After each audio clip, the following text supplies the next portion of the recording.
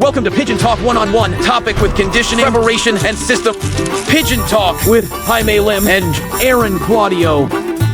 Pigeon Talk One-on-One, powered by Talomi Probiotics, Bear Sale, Wingmaster, Bona Mix, Royalties, Victory, Gasty Pro, Burlington, Mikusin, Haggis.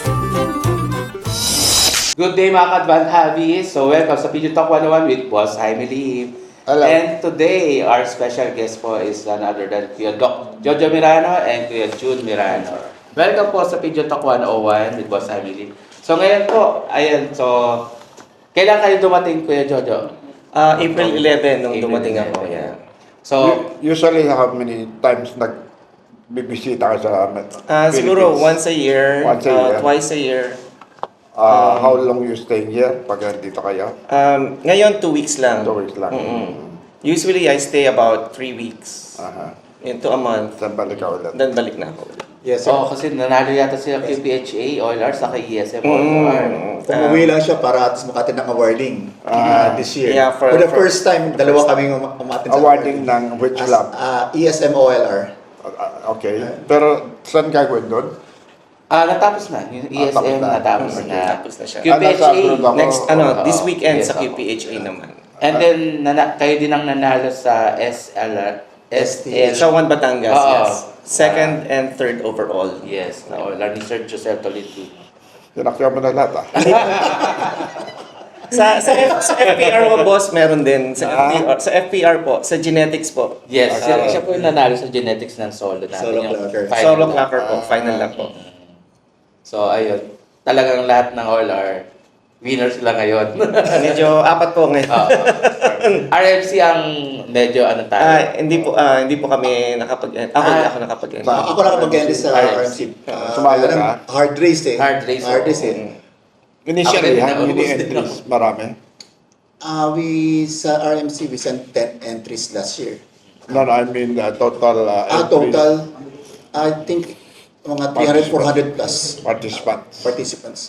The birds, Birds, po. 300 to 400 birds, yes. So ngayong season, actually nasa ano na yata, 100 plus na. Yung Yung batch 3 nila, nasa 100 plus na for the RMC. Sa 100 plus na. So, ang dami nagsusuputan ngayon na, ano, no? Na OLR sa ngayon. Madami, yeah. Oo. Ayan, So, ito yung unang interesting. questions natin. So, since OFW ka, Kuya Jun. Yes. And then, busy person to si Kuya Jun naman. Ano yung nagiging strategy niyo? Kasi since parang di yata kayo sumasali ng local club, no, right? No. Puro OLR Yes, na. puro OLR. So, So, si Jojo muna, yung Yeah. kung paano niya ginagawa Kasi- yung style niya. Combine ba kayo o kanya-kanya? Combine. Combine Na kanya-kanya. Combine sa entry sa nasa So, ibig sabihin may sarili kang ibon, may sarili kang ibon. Yes. Okay. Punta tayo doon sa breeding na lang doon. Sino nagbe-breeding? Well, nasa stage siya.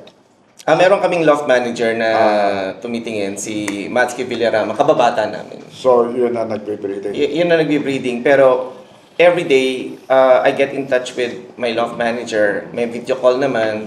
Ang maganda dyan, meron ng internet, and nagiging madali yung management for me. Saka mas madali pag one loop rate lang sinasalihan niya. Hindi yung Opo. like yung one club. Mas hectic yun. Mas maraming one loop rate. Yun ang advantage ng one loop eh. Yes. Like si Jojo nasa States. So you can join. You can enjoy. Opo. Masabi ko na parang ako po yung example ng isang overseas na pwedeng maglaro din sa Pilipinas na pwedeng maging successful.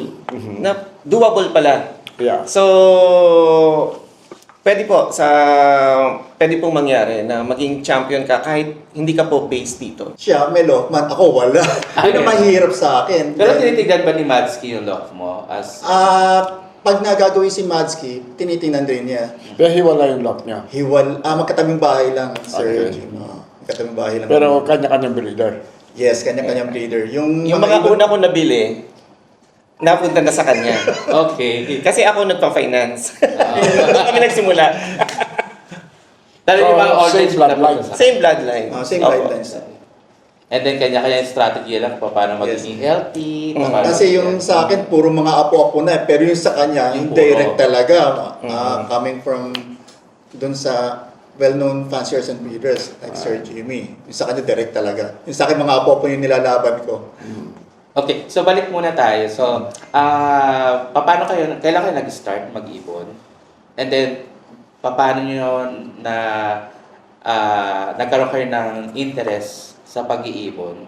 Sino yung naging inspirasyon? Actually, Kung bakit? second year high school, no, may kapitbahay kasi kami na nag-start na mag-iibon. Then, na-fascinate kami. So, nagsimula kami since Anong year yun? 1982, 83. Wala, tagal na. 1980s. So, Di ba club ang- anong club? Actually, Sir Jim, wala kaming club noon. Hindi, Kasi, that guy. Yung... wala rin. Wala rin. Kasi at that time, pinakamarami, 3 club lang. Yes. Wala po, 80s. wala po.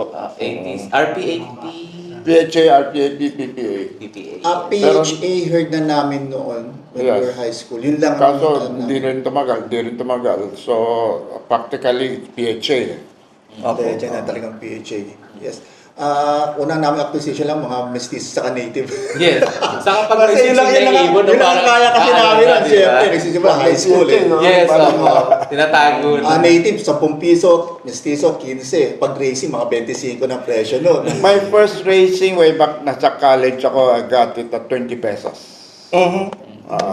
Pero hindi ako nagre-race. Yung binilang ko, hindi rin nagre-race. Basta, babato lang namin ng 10 kilometers, umuwi. Masaya na kami. Ay, yes, masaya rin kami, Sir Jim. Basta umuwi lang, kahit sa umuwi ihagis o itos, umuwi. Masaya na kami doon. Sa uso pa yung dati yung mga pagka-homer, yung malalaki ilong, Ay, yung yun ang- mamahalin na. Ang binibili talaga, mga malalaking ilong. Kahit na malaking ilong Homer, yun lang. Hindi namin alam kung bloodline. We are not familiar pa noon, high school eh. Yes, so. Basta Homer. Pag malit ang ilong, 19 daw. Pag-token. Pag-token. Kasi actually, talagang totoong batang Maynila kami. Although, meron bahay ko nasa Quezon City, siya sa Bulacan. Laking Maynila kami. Saan kayo sa Bulacan? San Jose del Monte. Ako naman sa Project 3, Quezon City. Laking Maynila kami. Santa Ana, Manila. Pero yung Santa Ana, Manila, talaga, ang sinasabi namin, yung mga sosyal sa Santa Ana.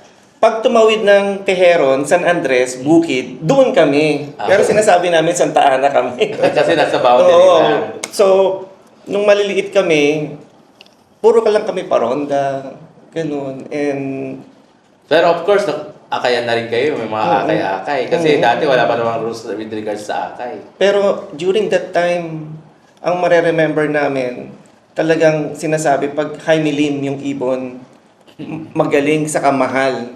At that time, high school lang kami noon eh. So, tumatak sa akin yun eh. Tumatak sa akin Jaime Lim. Sa public school kami noon. Oo. Sa public, alam ko na, pag nagkaroon ako ng pagkakataon, bibiling ko yung Jaime Lim. So, fast forward, 2019, lumabas yung nabasa ko sa news yung Armando, ang mahal na binili, ganun. March yun. So, tinawagan ko yung kuya ko. At that time, nag-iisip na rin siyang bumili. Kasi nga, na-stress siya sa work. Nagtingin ako sa YouTube. Ayun nga, alagang magaling. Malaking tulong yung alagang magaling. Na-research namin yung and then I started buying directly from fanciers. Kay Boss Nelson Chua, kay Sir Jaime. Ayun. Kasi ganun bago po. talaga bumalik, ako lang, katulad na sabi niya, pampawala lang ng stress sa work. Kaya ang binili ko ng tipler. Kasi siyempre, na mga high flyers din. Nag-tipler din ako dati. Sarap. Ay, tipler din. Then siya ang biglang nagka-interest na, sali tayo sa racing. Bakit mag-alaga ka lang yan? Diyan lang. Sumali tayo, may mga competition naman. Doon na siya nagsimula ka. Doon na rin niya ako nabigyan. Pero may mga clubs ba kayo na sila before? Wala kasi. Meron. Meron ba tayo? Meron tayo sila dyan. Yung San Jose del Monte Racing. Yun na yun. Oo. Then NHPC. Okay. Anong year yun? 2018-2019. Hindi na. Up to 2018 nga. Pero lumilipad yun sa lock mo. Lumilipad doon. Okay. So ilan yung mga nilalaban mo before nag-start? Sa club, Yes. First 2 years lang kasi kami sa club, ako sa club, dahil nga due to the work, no? Lalo po mga 10. 10.